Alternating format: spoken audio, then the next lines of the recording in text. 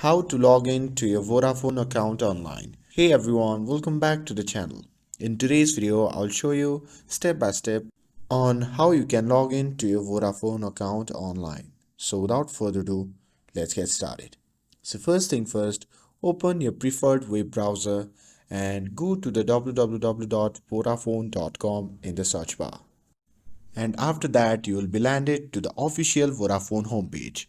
From there you simply locate and click on the globe icon to select your region.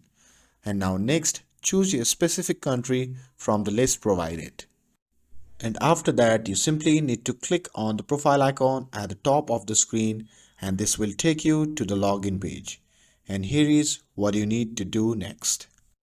From here, you simply have to enter your phone number into the field provided and you will receive a verification link via SMS or email depending on your preferences. And after that, you simply have to tap on the login link from the SMS or email and you will be successfully logged in into your Vodafone account.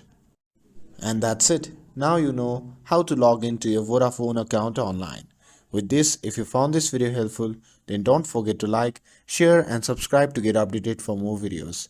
Thanks for watching and I'll see you in the next video.